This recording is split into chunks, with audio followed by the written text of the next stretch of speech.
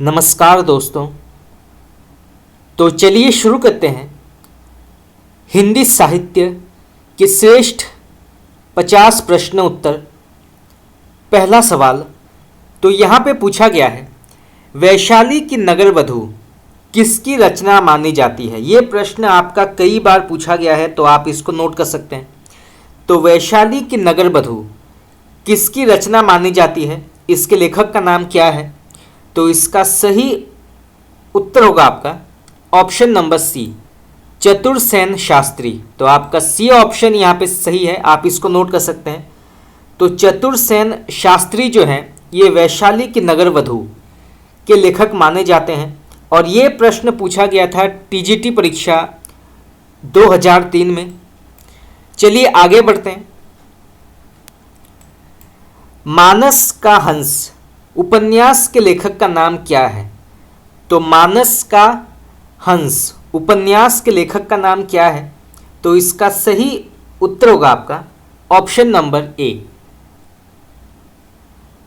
अमृतलाल नागर। तो आपका ए ऑप्शन यहाँ पे उचित है। अमृतलाल नागर जो है ये मानस का हंस उपन्यास के लेखक हैं। तो आपका ए ऑप्शन यहाँ पे सही होगा। और यहाँ से प्रश्न ये भी आ सकता है कि मानस का हंस किस प्रकार के साहित्यिक विधा के अंतर्गत आती है। तो ये जो है उपन्यास के अंतर्गत आती है। तो यहाँ से जो है दो प्रकार के प्रश्न आ सकते हैं, तो आप इसको नोट कर सकते हैं। चलिए आगे बढ़ते हैं। इनमें से कौन सा उपन्यास जीवनी परक माना जाता है। तो इनमें से कौन सा उपन्यास जीवनी परक के अंतर्गत आता है। तो इसका सही उत्तर होगा आपका ऑप्शन नंबर ए, खंजन नयन। तो आपका ए ऑप्शन यहाँ पे सही है, खंजन नयन। और ये प्रश्न पूछा गया था पीजीटी परीक्षा 2005 में। तो आपका ए ऑप्शन यहाँ पे सही है। चलिए आगे बढ़ते हैं। इनमें से कौन सा उपन्यास राही मासूम रजा द्वारा लिखित है। तो इनमें से कौन सा उपन्यास राही मासूम रजा द्वारा लिखित है। तो इसके लेखक हैं राही मासूम रजा। और इसका सही उत्तर होगा आपका ऑप्शन नंबर बी, आधा गांव। तो आपका बी ऑप्शन यहाँ पे सही है। आधा गांव के लेखक हैं राही मासूम रजा। और ये जो है उपन्यास विधा के अंतर्गत आती है। तो यहाँ से भी दो प्रकार के प्रश्न आ सकते हैं, तो आप इसको नोट कर सकते हैं। चलिए आगे बढ़ते हैं। आधा गांव इनमें से किस विधा की रचना मानी जाती है। तो आधा गांव इनमें से किस विधा की रचना मानी जाती है। तो इसका सही उत्तर होगा आपका ऑप्शन नंबर बी, उपन्यास। तो आपका बी ऑप्शन यहाँ पे सही है। ये जो है उपन्यास विधा के अंतर्गत आती है। और ये प्रश्न पूछा गया था जीआईसी परीक्षा 2016 में। तो आप इसको नोट कर सकते हैं। चलिए आगे बढ़ते हैं। यहां पे प्रश्न पूछा गया है टोपी शुक्ला के लेखक का नाम क्या है। तो टोपी शुक्ला के लेखक का नाम क्या है। तो इसका सही उत्तर होगा आपका option number B, Rahi Masoom रजा। तो आपका बी ऑप्शन यहाँ पे सही है। तो टोपी शुक्ला के लेखक हैं राही मासूम रजा। और ये प्रश्न पूछा गया था टीजीटी परीक्षा 2005 में। तो आप इसको नोट कर सकते हैं। चलिए आगे बढ़ते हैं। आधा गांव उपन्यास के लेखक का नाम क्या है। तो आधा गांव उपन्यास के लेखक का नाम क्या है। तो इसके लेखक हैं ऑप्शन नंबर सी, राही मासूम रजा। तो आपका सी ऑप्शन यहाँ पे उचित है। राही मासूम रजा आधा गांव उपन्यास के लेखक हैं। चलिए आगे बढ़ते हैं। आधा गांव के लेखक कौन हैं। सबसे पहले ये प्रश्न पूछा गया था टीजीटी परीक्षा 2002 में। और फिर से ये प्रश्न पूछा गया है टीजीटी परीक्षा 2004 में। तो आप इसको नोट कर सकते हैं। तो आधा गांव के लेखक का नाम क्या है। तो इसके लेखक हैं ऑप्शन नंबर सी, राही मासूम रजा। इनमें से कौन आंचलिक उपन्यासकार माना जाता है। तो इनमें से कौन आंचलिक उपन्यासकार माना जाता है। तो इसका सही उत्तर होगा आपका ऑप्शन नंबर सी, राही मासूम रजा। तो आपका सी ऑप्शन यहाँ पे सही है। राही मासूम रजा जो है ये एक आंचलिक उपन्यासकार माने जाते हैं। तो आपका सी ऑप्शन यहाँ पे सही होगा, आप इसको नोट कर सकते हैं। चलिए आगे बढ़ते हैं। निम्नलिखित में से कौन सा उपन्यासकार एक आंचलिक उपन्यासकार माना जाता है? तो इनमें से कौन सा एक उपन्यासकार एक आंचलिक उपन्यासकार माना जाता है? तो इसका सही उत्तर होगा आपका ऑप्शन नंबर सी, राही मासूम रजा। तो आपका सी ऑप्शन यहाँ पे सही है। तो राही मासूम रजा जो है ये एक आंचलिक उपन्यासकार माने जाते हैं। तो आप इसको नोट कर सकते हैं। चलिए आगे बढ़ते हैं। यहाँ पे प्रश्न पूछा गया है, देश विभाजन की त्रासदी किस उपन्यास में वर्णित है? तो देश विभाजन की त्रासदी जो है ये किस उपन्यास में वर्णित है, उसका नाम क्या है? तो इसका सही उत्तर होगा आपका ऑप्शन नंबर सी, झूठा सच। तो आपका सी ऑप्शन यहाँ पे सही है। झूठा सच जो है ये देश विभाजन की त्रासदी पर उपन्यास लिखा गया है। तो आपका सी ऑप्शन यहाँ पे सही होगा। और इसके लेखक कौन हैं? तो इसके लेखक हैं यशपाल।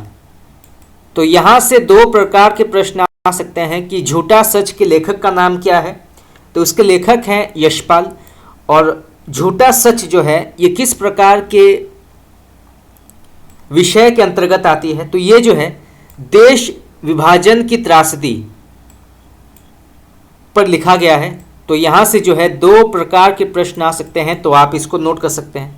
चलिए आगे बढ़ते हैं। झूठा सच उपन्यास के लेखक का नाम क्या है? ये प्रश्न पूछा गया था पीजीटी परीक्षा 2003 में। तो झूठा सच उपन्यास के लेखक का नाम क्या है? तो इसके लेखक हैं ऑप्शन नंबर सी, यशपाल। तो आपका सी ऑप्शन यहाँ पे सही है। और यहाँ से प्रश्न ये भी आ सकता है कि झूठा सच किस प्रकार के साहित्यिक विधा के अंतर्गत आती है? तो ये जो है उपन्यास के अंतर्गत आती है। तो यहाँ से भी दो प्रकार के प्रश्न आ सकते हैं। तो आप इसको नोट कर सकते हैं। चलिए आगे बढ़ते हैं। सूरज किरण की छाँव आंचलिक उपन्यास के लेखक का नाम क्या है? तो सूरज किरण की छाँव आंचलिक उपन्यास के लेखक का नाम क्या है? तो इसके लेखक हैं option number A, Rajendra Awasthi. तो आपका ए ऑप्शन यहाँ पे सही है। राजेंद्र अवस्थी जो हैं ये सूरज किरण की छाँव आंचलिक उपन्यास के लेखक हैं। तो आपका ए ऑप्शन यहाँ पे सही होगा। और ये प्रश्न पूछा गया था यूपीपीएससी परीक्षा 2018 में। चलिए आगे बढ़ते हैं। निम्नलिखित में से कौन सा उपन्यास नागार्जुन का नहीं है? तो इनमें से कौन सा उपन्यास नागार्जुन का नहीं माना जाता? तो इसका सही उत्तर होगा आपका ऑप्शन नंबर डी, परति परिकथा। तो आपका डी ऑप्शन यहाँ पे सही है। परति परिकथा जो है इसके लेखक हैं फणीश्वर नाथ रेणु। तो आपका डी ऑप्शन यहाँ पे गलत है। बाकी बलचनामा, रतिनाथ की चाची और वरुण के बेटे इसके लेखक हैं नागार्जुन। परंतु आपका डी ऑप्शन यहाँ पे गलत है। इसके वास्तविक लेखक हैं फणीश्वर नाथ रेणु। तो आप इसको नोट कर सकते हैं। ये प्रश्न भी कई बार पूछा गया है। चलिए आगे बढ़ते हैं। सांप्रदायिक समस्या पर लिखा गया उपन्यास कौन है? तो सांप्रदायिक समस्या पर लिखा गया उपन्यास का नाम क्या है? तो इसका सही उत्तर होगा आपका ऑप्शन नंबर ए, तमस। तो आपका ए ऑप्शन यहाँ पे उचित है। तमस जो है ये सांप्रदायिक समस्या पर लिखा गया उपन्यास माना जाता है। तो आपका ए ऑप्शन यहाँ पे सही है। और इसके लेखक हैं भीष्म साहनी। तो यहाँ से दो प्रकार के प्रश्न आ सकते हैं कि तमस के लेखक का नाम क्या है? तो इसके लेखक हैं भीष्म साहनी। और ये जो है सांप्रदायिक समस्या पर लिखा गया है और ये उपन्यास विधा के अंतर्गत आती है। चलिए आगे बढ़ते हैं। निम्नलिखित रचनाओं में से कौन सी ऐसी पुस्तक है जो देश विभाजन को लेकर नहीं लिखी गई है? तो निम्नलिखित रचनाओं में से कौन सी ऐसी पुस्तक है जो देश विभाजन को लेकर नहीं लिखी गई है, उसका नाम क्या है? तो इसका सही उत्तर होगा आपका ऑप्शन नंबर डी, राग दरबारी। तो आपका डी ऑप्शन यहाँ पे सही है। राग दरबारी जो है ये आंचलिक समस्या पर लिखा गया है, तो आपका डी ऑप्शन यहाँ पे गलत है। बाकी तमस, आधा गांव, ये सभी जो है ये देश विभाजन के ऊपर लिखा गया है, तो आपका डी ऑप्शन यहाँ पे गलत है। और ये प्रश्न पूछा गया था पीजीटी परीक्षा 2010 में, तो आप इसको नोट कर सकते हैं। चलिए आगे बढ़ते हैं। निम्नलिखित में से किस उपन्यास का कथानक देश विभाजन पर आधारित नहीं है? तो निम्नलिखित में से किस उपन्यास का कथानक देश विभाजन पर आधारित नहीं है, उनका नाम क्या है? तो इसका सही उत्तर होगा आपका ऑप्शन नंबर डी, कर्मभूमि। तो आपका डी ऑप्शन यहाँ पे सही है। कर्मभूमि जो है ये देश विभाजन पर नहीं लिखा गया है, तो आपका डी ऑप्शन यहाँ पे गलत है। बाकी झूठा सच, तमस और आधा गांव, ये जो है देश विभाजन पर लिखा गया है, तो आपका डी ऑप्शन यहाँ पे गलत है। चलिए आगे बढ़ते हैं। पाप और पुण्य के चिरंतन नैतिक प्रश्न को किस उपन्यास में प्रस्तुत किया गया है? तो पाप और पुण्य के चिरंतन नैतिक प्रश्न को किस उपन्यास में प्रस्तुत किया गया है, उसका नाम क्या है? तो इसका सही उत्तर होगा आपका ऑप्शन नंबर बी, चित्रलेखा। तो आपका बी ऑप्शन यहाँ पे सही है। चित्रलेखा जो है इसमें पाप और पुण्य के चिरंतन नैतिक प्रश्न के बारे में कहा गया है, तो आप इसको नोट कर सकते हैं। ये प्रश्न पूछा गया था टीजीटी परीक्षा 2013 में। और यहाँ से प्रश्न ये भी आ सकता है कि चित्रलेखा जो है ये किस प्रकार के साहित्यिक कृति या किस प्रकार के साहित्यिक विधा के अंतर्गत आती है? तो ये जो है उपन्यास के अंतर्गत आती है और इसके लेखक हैं भगवती चरण वर्मा। तो यहाँ से जो है दो प्रकार के प्रश्न आ सकते हैं, तो आप इसको नोट कर सकते हैं। चलिए आगे बढ़ते हैं। यहाँ पे प्रश्न पूछा गया है चित्रलेखा किसकी औपन्यासिक कृति मानी जाती है? तो चित्रलेखा किसकी औपन्यासिक कृति मानी जाती है या इसके लेखक कौन है? तो इसके लेखक हैं ऑप्शन नंबर ए, भगवती चरण वर्मा। तो आपका ए ऑप्शन यहाँ पे सही है। और ये प्रश्न पूछा गया था टीजीटी परीक्षा 2003 में। चलिए आगे बढ़ते हैं। बावन दास इनमें से किस उपन्यास का पात्र माना जाता है? तो बावन दास इनमें से किस उपन्यास का पात्र माना जाता है? तो इसका सही उत्तर होगा आपका ऑप्शन नंबर डी, मैला आंचल। तो आपका डी ऑप्शन यहाँ पे उचित है। बावन दास जो है ये मैला आंचल उपन्यास के अंतर्गत आता है, तो आप इसको नोट कर सकते हैं। और यहाँ से प्रश्न ये भी आ सकता है कि मैला आंचल जो है ये किस प्रकार के साहित्यिक विधा के अंतर्गत आती है? तो ये जो है उपन्यास के अंतर्गत आती है और इसकी जो विषय वस्तु है ये आंचलिक है। तो ये जो है आंचलिक उपन्यास के अंतर्गत आती है, तो आप इसको नोट कर सकते हैं। चलिए आगे बढ़ते हैं। गोबर प्रेमचंद के किस उपन्यास का पात्र है? तो गोबर प्रेमचंद के किस उपन्यास का पात्र है? तो इसका सही उत्तर होगा आपका ऑप्शन नंबर सी, गोदान। तो आपका सी ऑप्शन यहाँ पे उचित है। ये जो है गोदान के अंतर्गत आता है। गोबर, गोबर, धनिया, होरी, झुनिया, ये सभी जो हैं ये गोदान के अंतर्गत आते हैं। चलिए आगे बढ़ते हैं। वर्ग वैषम्य एवं वर्ग चेतना प्रेमचंद के किस उपन्यास का मूल आधार है? तो वर्ग वैषम्य एवं वर्ग चेतना प्रेमचंद के किस उपन्यास का मूल आधार माना जाता है? तो इसका सही उत्तर होगा आपका ऑप्शन नंबर डी, प्रेमाश्रम। तो आपका डी ऑप्शन यहाँ पे सही है। और ये प्रश्न पूछा गया था पीजीटी परीक्षा 2009 में। चलिए आगे बढ़ते हैं। यहां पे प्रश्न पूछा गया है, प्रेमचंद का कौन सा उपन्यास गांधीवाद से प्रभावित है? तो प्रेमचंद का कौन सा उपन्यास गांधीवाद पर केंद्रित है? तो इसका सही उत्तर होगा आपका ऑप्शन नंबर सी, रंगभूमि। तो आपका सी ऑप्शन यहां पे उचित है। और ये प्रश्न पूछा गया था पीजीटी परीक्षा 2011 में। तो रंगभूमि जो है ये गांधीवाद पर केंद्रित है, तो आप इसको नोट कर सकते हैं। चलिए आगे बढ़ते हैं।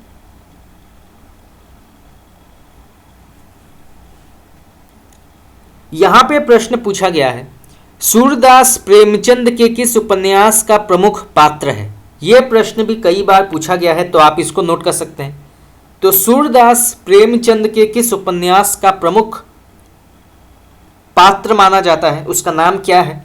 तो इसका सही उत्तर होगा आपका ऑप्शन नंबर डी, रंगभूमि। तो आपका डी ऑप्शन यहाँ पे उचित है। सूरदास जो है एक अंधा पात्र है जिसके साथ बहुत अन्याय होता है, उसकी जमीन जो है वो हड़प ली जाती है, परंतु अंत में उसके जितने भी शत्रु हैं वो उसके जो है मित्र हो जाते हैं या फिर उससे क्षमा मांगते हैं कि हमसे गलती हो गई, और फिर अंत में जो है उसकी सभी शत्रुओं को वो पराजित करता है। उनके जो मंद भावनाएं हैं उन पर वो विजय प्राप्त करता है सूरदास। तो सूरदास जो है ये रंगभूमि उपन्यास का पात्र है, तो आपका डी ऑप्शन यहाँ पे सही होगा। और ये प्रश्न पूछा गया था जीआईसी परीक्षा 2017 में। चलिए आगे बढ़ते हैं। सूरदास किस उपन्यास का पात्र माना जाता है? सबसे पहले ये प्रश्न पूछा गया था पीजीटी परीक्षा 2005 में, और फिर से ये प्रश्न पूछा गया था जीआईसी परीक्षा 2017 में। तो आप इसको नोट कर सकते हैं। सूरदास किस उपन्यास का पात्र माना जाता है? तो इसका सही उत्तर होगा आपका ऑप्शन नंबर ए, रंगभूमि। तो आपका ए ऑप्शन यहाँ पे सही है, आप इसको नोट कर सकते हैं। चलिए आगे बढ़ते हैं। सूरदास प्रेमचंद के किस उपन्यास का पात्र है? फिर से वही प्रश्न पूछा गया है। इस बार पूछा गया है पीजीटी परीक्षा 2004 में और यूपीपीएससी परीक्षा 2018 में। तो सूरदास प्रेमचंद के किस उपन्यास का पात्र माना जाता है? तो इसका सही उत्तर होगा आपका ऑप्शन नंबर डी, रंगभूमि। तो आपका डी ऑप्शन यहाँ पे सही है, आप इसको नोट कर सकते हैं। चलिए आगे बढ़ते हैं। सूरदास किस उपन्यास का चर्चित पात्र है? ये प्रश्न पूछा गया था टीजीटी परीक्षा 2013 में। तो सूरदास किस उपन्यास का चर्चित पात्र है? तो इसका सही उत्तर होगा आपका ऑप्शन नंबर सी, रंगभूमि। तो आपका सी ऑप्शन यहाँ पे उचित है। और इसके लेखक हैं मुंशी प्रेमचंद। तो ये जो है दो प्रकार के प्रश्न आ सकते हैं, तो आप इसको नोट कर सकते हैं। चलिए आगे बढ़ते हैं। चौगाने हस्ती नामक उर्दू उपन्यास प्रेमचंद ने हिंदी में किस नाम से लिखा है? तो चौगाने हस्ती नामक उर्दू उपन्यास प्रेमचंद ने हिंदी में किस नाम से लिखा है? तो इसका सही उत्तर होगा आपका ऑप्शन नंबर ए, रंगभूमि। तो आपका ए ऑप्शन यहाँ पे सही है। तो चौगाने हस्ती नामक उर्दू उपन्यास प्रेमचंद ने रंगभूमि के नाम से लिखा है। तो आपका ए ऑप्शन यहाँ पे उचित है। और ये प्रश्न पूछा गया था नवोदय विद्यालय परीक्षा 2014 में। तो आप इसको नोट कर सकते हैं। 2014 में ये प्रश्न पूछा गया था। चलिए आगे बढ़ते हैं। यहाँ पे प्रश्न पूछा गया है उर्दू उपन्यास चौगाने हस्ती का हिंदी रूपांतरण का नाम क्या है? तो उर्दू उपन्यास चौगाने हस्ती का हिंदी रूपांतरण का नाम क्या है? तो इसका सही उत्तर होगा आपका ऑप्शन नंबर डी, रंगभूमि। तो आपका डी ऑप्शन यहाँ पे सही है, रंगभूमि। और ये प्रश्न पूछा गया था पीजीटी परीक्षा 2015 में। चलिए आगे बढ़ते हैं। प्रेमचंद का एक सशक्त उपन्यास गोदान किस प्रकार का उपन्यास माना जाता है? तो प्रेमचंद का एक सशक्त उपन्यास गोदान किस प्रकार का उपन्यास माना जाता है? तो इसका सही उत्तर होगा आपका ऑप्शन नंबर सी, सामाजिक। तो आपका सी ऑप्शन यहाँ पे सही है।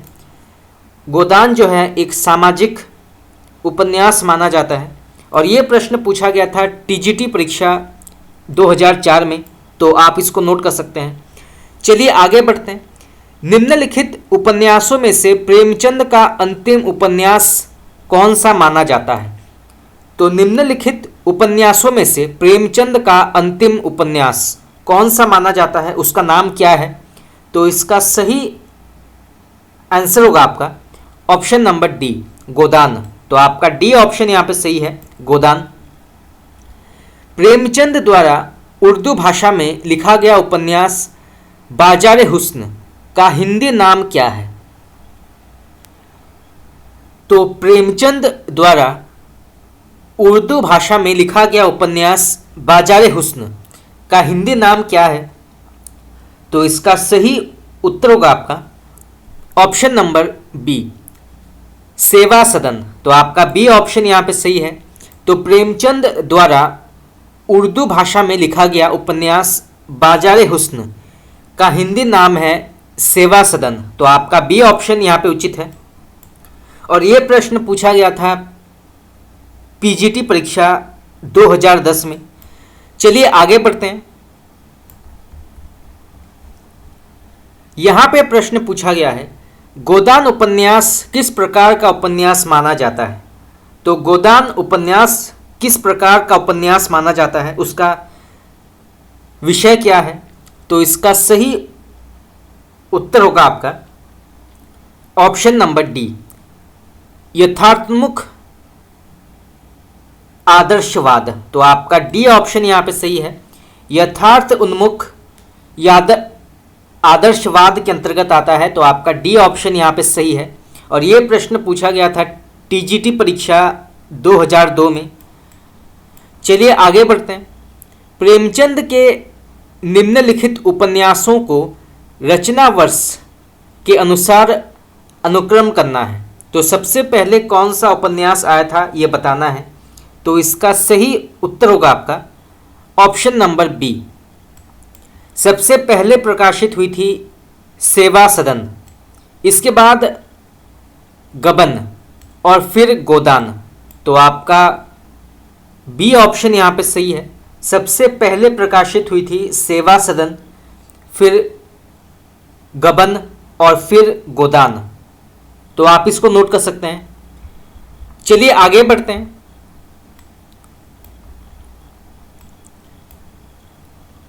इन उपन्यासों का काल क्रमानुसार सही विकल्प बताना है या सही तरीके से अनुक्रम करना है। कौन सा ऑप्शन यहाँ पे सही है? तो इसका सही उत्तर होगा आपका ऑप्शन नंबर सी। सबसे पहले ये प्रकाशित हुई थी प्रेमाश्रम, फिर प्रकाशित हुई थी गबन, फिर कर्मभूमि और फिर गोदान। तो आपका सी ऑप्शन यहाँ पे सही है। सबसे पहले प्रकाशित हुई थी प्रेमाश्रम, फिर गोदान, फिर कर्मभूमि और फिर गोदान। तो आपका सी ऑप्शन यहाँ पे सही होगा। ये प्रश्न पूछा गया था जीआईसी परीक्षा 2012 में। प्रेमाश्रम, गबन, कर्मभूमि और गोदान। तो आप इसको नोट कर सकते हैं। चलिए आगे बढ़ते हैं। मंगलसूत्र अधूरे उपन्यास के लेखक का नाम क्या है? तो मंगलसूत्र उपन्यास के लेखक का नाम क्या है? तो इसका सही उत्तर होगा आपका ऑप्शन नंबर बी, प्रेमचंद। तो आपका बी ऑप्शन यहाँ पे उचित है। मंगलसूत्र एक अधूरा उपन्यास है जिसके लेखक हैं प्रेमचंद। तो आप इसको नोट कर सकते हैं। ये प्रश्न पूछा गया था पीजीटी परीक्षा 2002 में। तो आप इसको नोट कर सकते हैं। चलिए आगे बढ़ते हैं। इनमें से कौन सा उपन्यास प्रेमचंद का नहीं है? तो इनमें से कौन सा उपन्यास प्रेमचंद का नहीं है? तो इसका सही उत्तर होगा आपका ऑप्शन नंबर डी, शेखर एक जीवनी। तो आपका डी ऑप्शन यहाँ पे सही है। शेखर एक जीवनी जो है ये प्रेमचंद द्वारा नहीं लिखा गया है, तो आपका डी ऑप्शन यहाँ पे सही होगा। बाकी गोदान, सेवा सदन और कर्मभूमि इसके लेखक हैं प्रेमचंद, तो आप इसको नोट कर सकते हैं। शेखर एक जीवनी के लेखक हैं अज्ञेय। तो यहाँ से दो प्रकार के प्रश्न आ सकते हैं, और यहाँ से प्रश्न ये भी आ सकता है कि गोदान, सेवा सदन, कर्मभूमि, शेखर एक जीवनी ये किस प्रकार के साहित्यिक विधा के अंतर्गत आती है। तो ये जो है उपन्यास के अंतर्गत आती है, तो आप इसको नोट कर सकते हैं। चलिए आगे बढ़ते हैं। प्रतिज्ञा उपन्यास के लेखक का नाम क्या है। तो प्रतिज्ञा उपन्यास के लेखक का नाम क्या है, तो इसके लेखक हैं ऑप्शन नंबर सी, प्रेमचंद। तो आपका सी ऑप्शन यहाँ पे सही है। मुंशी प्रेमचंद प्रतिज्ञा उपन्यास के लेखक हैं, तो आप इसको नोट कर सकते हैं। चलिए आगे बढ़ते हैं। यहाँ पे प्रश्न पूछा गया है, वीरांगना नामक उपन्यास के लेखक का नाम क्या है। तो वीरांगना नामक उपन्यास के लेखक का नाम क्या है, तो इसके लेखक हैं option number B, Ram Naresh Tripathi. तो आपका बी ऑप्शन यहाँ पे सही है। राम नरेश त्रिपाठी जो हैं ये वीरांगना नामक उपन्यास के लेखक हैं, तो आपका बी ऑप्शन यहाँ पे सही है। आप इसको नोट कर सकते हैं। यहाँ पे प्रश्न पूछा गया है, भागवंती उपन्यास के लेखक का नाम क्या है। तो भागवंती उपन्यास के लेखक का नाम क्या है, तो इसके लेखक हैं ऑप्शन नंबर ए, सुदर्शन। तो आपका ए ऑप्शन यहाँ पे सही है, सुदर्शन। और ये प्रश्न पूछा गया था टीजीटी परीक्षा 2009 में, तो आप इसको नोट कर सकते हैं। चलिए आगे बढ़ते हैं। वयम रक्षाम किस प्रकार का रचना माना जाता है। तो वयम रक्षाम किस विधा के अंतर्गत आती है, तो इसका सही उत्तर होगा आपका ऑप्शन नंबर डी, उपन्यास। तो आपका डी ऑप्शन यहाँ पे सही है। ये जो है उपन्यास के अंतर्गत आती है, और इसके लेखक हैं आचार्य चतुर्सेन शास्त्री। तो आपका डी ऑप्शन यहाँ पे सही है। तो इसके लेखक हैं आचार्य चतुर्सेन शास्त्री। चलिए आगे बढ़ते हैं। निम्नलिखित कथाकृतियों में से किसका संबंध काशी से नहीं है। तो निम्नलिखित कथाकृतियों में से किसका संबंध काशी से नहीं है, तो इसका सही उत्तर होगा आपका ऑप्शन नंबर डी, अलग अलग वैतरणी। तो आपका डी ऑप्शन यहाँ पे सही है। अलग अलग वैतरणी जो है इसका संबंध काशी से नहीं है, तो आपका डी ऑप्शन यहाँ पे सही होगा। आप इसको नोट कर सकते हैं। चलिए आगे बढ़ते हैं। यहाँ पे प्रश्न पूछा गया है, आचार्य हजारी प्रसाद द्विवेदी के उपन्यास अनाम दास का पोथा में किस उपनिषद के सर्वाधिक स्थलों का प्रयोग हुआ है। तो आचार्य हजारी प्रसाद द्विवेदी के उपन्यास अनाम दास का पोथा में किस उपनिषद के सर्वाधिक स्थलों का प्रयोग हुआ है, उसका नाम क्या है। तो इसका सही उत्तर होगा आपका ऑप्शन नंबर बी, छांदोग्य उपनिषद। तो आपका बी ऑप्शन यहाँ पे सही है। छांदोग्य उपनिषद जो है यहाँ पे सही होगा, तो आप इसको नोट कर सकते हैं। चलिए आगे बढ़ते हैं। अनाम दास का पोथा उपन्यास के लेखक का नाम क्या है। तो अनाम दास का पोथा उपन्यास के लेखक का नाम क्या है, तो इसके लेखक हैं ऑप्शन नंबर डी, आचार्य हजारी प्रसाद द्विवेदी। तो आपका डी ऑप्शन यहाँ पे सही है। और ये प्रश्न पूछा गया था टीजीटी परीक्षा 2001 में। चलिए आगे बढ़ते हैं। यहाँ पे प्रश्न पूछा गया है, निम्न में से कौन सा समूह आचार्य हजारी प्रसाद द्विवेदी के उपन्यासों को दर्शाता है। तो निम्न में से कौन सा समूह आचार्य हजारी प्रसाद द्विवेदी के उपन्यासों को दर्शाता है, तो इसका सही उत्तर होगा आपका ऑप्शन नंबर बी, बाण भट्ट की आत्मकथा, चारू चंद्रलेख, पुनर्नवा और अनाम दास का पोथा, ये सभी जो हैं ये आचार्य हजारी प्रसाद द्विवेदी के उपन्यास माने जाते हैं। सबसे पहले आता है बाण भट्ट की आत्मकथा, फिर चारू चंद्रलेख, फिर पुनर्नवा और फिर अनाम दास का पोथा। तो आप इसको नोट कर सकते हैं। ये प्रश्न पूछा गया था टीजीटी परीक्षा 2010 में। चलिए आगे बढ़ते हैं। बाण भट्ट की आत्मकथा किसकी औपन्यासिक कृति मानी जाती है? तो बाण भट्ट की आत्मकथा किसकी औपन्यासिक कृति मानी जाती है? इसके लेखक का नाम क्या है? तो इसका सही उत्तर होगा आपका ऑप्शन नंबर बी, आचार्य हजारी प्रसाद द्विवेदी। तो आपका बी ऑप्शन यहाँ पे सही है। और ये प्रश्न पूछा गया था टीजीटी परीक्षा 2003 में। बाण भट्ट की आत्मकथा किस प्रकार के साहित्यिक कृति या किस प्रकार के साहित्यिक विधा के अंतर्गत आती है? तो बाण भट्ट की आत्मकथा ये किस विधा के अंतर्गत आती है? तो इसका सही उत्तर होगा आपका ऑप्शन नंबर डी, एक उपन्यास। तो आपका डी ऑप्शन यहाँ पे सही है। ये जो है एक उपन्यास के अंतर्गत आती है। तो आप इसको नोट कर सकते हैं। बाण भट्ट की आत्मकथा के लेखक का नाम क्या है? तो बाण भट्ट की आत्मकथा के लेखक का नाम क्या है?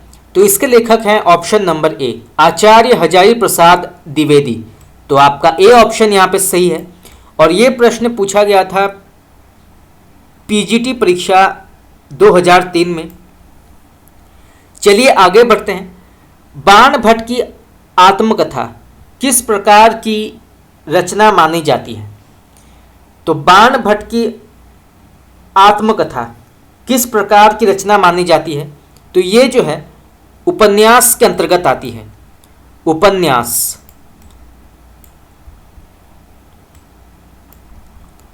चलिए आगे बढ़ते हैं।